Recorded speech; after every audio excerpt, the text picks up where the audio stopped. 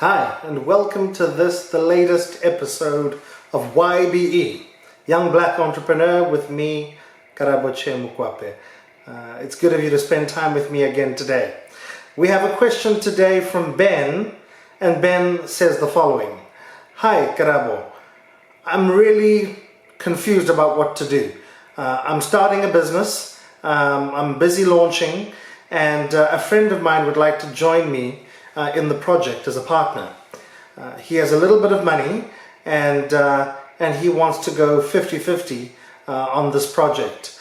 I don't know whether I'm really comfortable with doing that, but at the same time I feel like I need the extra help, and the project would benefit from having more than one person running it. Do you think it's a good idea for me to accept my friend's offer and to go into partnership with him? And if not, why not? Ben, thank you. Fantastic question. Such an important thing to have a clear perspective on. I'm a great believer in partnerships. I know a lot of people out there are really negative and down on the idea of having business partners. I think they see the dangers in it more than they see the opportunities in it. I'm quite the opposite. I really do believe in a kind of approach to business that's built on collaboration. And why do I believe so much in collaboration? And it's because I recognize that not all of us are good at everything. And certainly when I look at myself, it's something that I've had to make peace with over the years, is that really there's a very small set of things that I'm fundamentally skilled at. I'm good at strategy, I'm good at communication, and I'm good at leading groups of people. Anything that's not that, I'm pretty useless at, in truth. And so really I try very hard these days to focus all of my energies and activities in those three areas where I know that I am gifted, talented, and capable. And therefore that means that I'm limited in terms of what I can do. And because I'm limited, it creates an opportunity for me to have to grapple with my weaknesses, because ultimately running a business is a multifaceted endeavor, and it requires one to bring together a whole set of skills, some of which are administrative, some of which are cognitive, some of which are theoretical and skills based, some of which are experiential, and all of those things need to come together to produce a viable business. And while some people have all of those skills within them, I'd like to think that more often than not, most of us have a subset of all the skills that one needs. And so that is what creates the opportunity for collaboration. It's that understanding and honesty with oneself about one's strengths, and equally about one's weaknesses. And so it's in those weaknesses that I think partnership, collaboration become incredibly powerful and progressive forces for any business. Because to the extent that I can find people who have complementary skill sets, who can do the things that I can't do and do them well, is to the extent that the project itself benefits, and the extent to which the project isn't compromised by my weaknesses, and the extent to which the project can move forward at speed. So I'm a great believer in partnerships because they make the project stronger, or at the very least they should make the project stronger. And I think the reason why so many people are disenchanted with partnerships is because all too often in choosing who to work with, we choose the wrong people for the wrong reasons, and as a result one has a partner but it doesn't make the project stronger. And so really what I'm going to share with you now is just some thoughts about how to choose the right kinds of partners to get the desired outcomes and to mitigate the potential dangers or challenges that come with partnership and collaboration. So as far as I'm concerned, partnerships are very much like marriages. I've had a number of partnerships over the years. Most of the businesses that I've launched, I've strategically chosen to invite people who have complementary skill sets to join with me in bringing a vision to reality. But that's not easy. Choosing the right person for the right project at the right time in the right way is challenging. There's no two ways about it, and it requires a good deal of wisdom.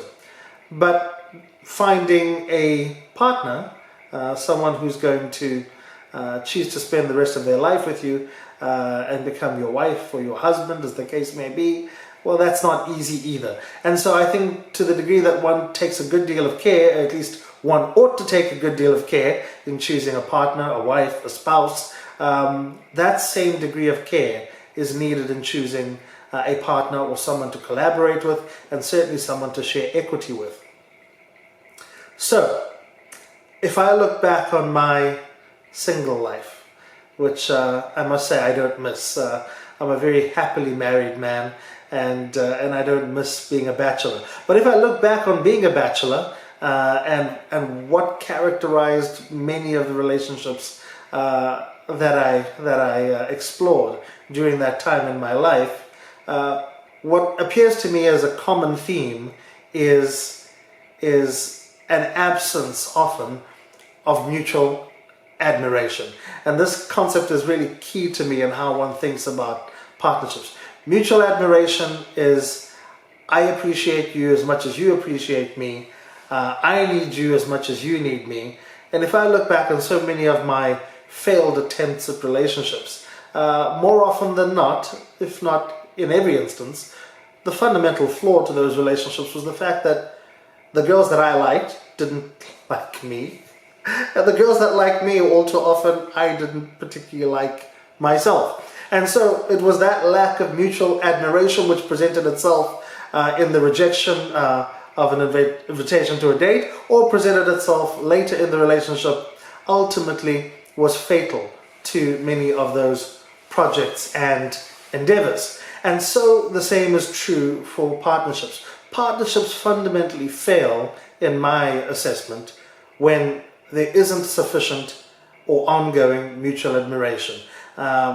Partnerships fail when one partner ceases to see the value in the other.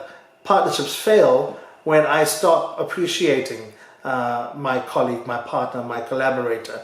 Partnerships fail when I think I'm better, when I think I'm bringing more to the relationship, when I think that when I cease to see the value in the other person. That is an absolutely fatal flaw in any partnership, either on day one or sometime thereafter. And so it is so important, if you're considering, Ben, taking on a partner, that you think long and hard and carefully about the skills and the competencies and the other things that this potential partner brings to the table. Importantly, you want to consider whether those skills, aptitudes, competencies are enduring. In other words, will they have the same value to you a year from now as they do today? It would be a real mistake to choose a partner purely on what they can give you over the next 3 months, over the next 6 months, over the next year, because partnerships, kind of like marriages, need to have longevity for them to deliver full value to you. And so you need to see something valuable in this person that says to you, I want to work with them for the long haul. I believe that they will continue to bring value to this enterprise in a way that I can't.